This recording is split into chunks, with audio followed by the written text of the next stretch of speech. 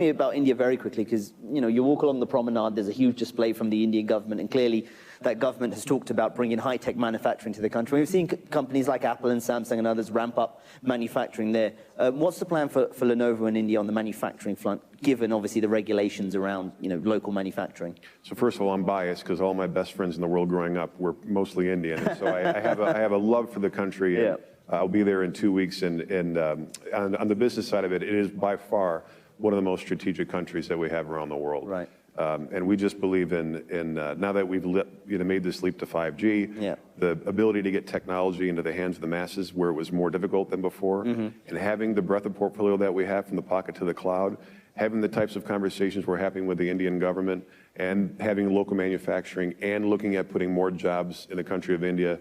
Like, we're going to place as many bets as we can because we think the growth of the Indian population is fantastic, and they're wonderful people. Matt, as a business leader at Lenovo, how do you deal with the geopolitics right now?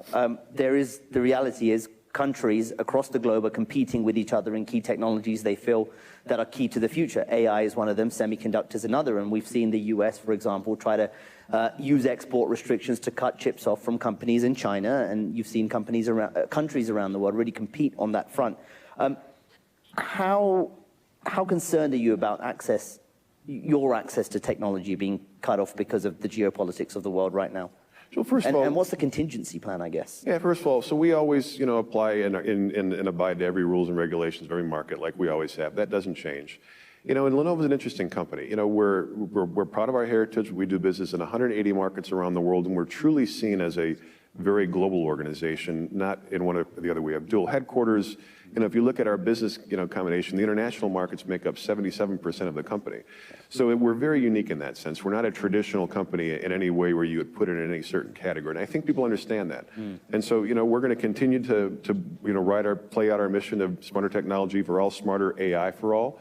And if we have to navigate, through certain things, we'll absolutely do that. But it doesn't change our mission. It doesn't have any risk to what we're doing today. But at the moment, you're not concerned about access to tech being hampered in some way?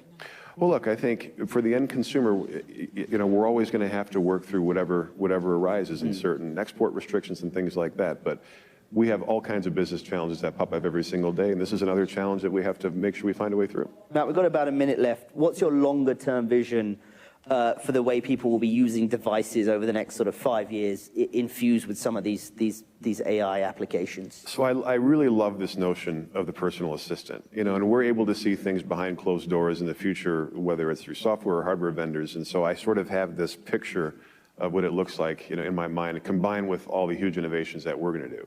And I really wholeheartedly believe that your relationship will become fundamentally deeper, and your productivity will increase in a working world. If you don't have to think about things. If my wife's birthday is on a certain day, well, her flowers will show up and she likes calla lilies. I don't have to worry about it. Yeah. So in every aspect of our life, we're going to have a lot more help to really unleash the full potential of ourselves. Yeah. And I know it for a fact after seeing what we've done the last 2 years and last week, and the best is yet to come. I'm thinking Jarvis from Iron Man, kind of vibe. You know what? I've heard that before, and it's the perfect explanation. Yeah. So let's see, maybe 3 or 4 more years before that's anywhere we're at. But Jarvis is a perfect example of what life could look like.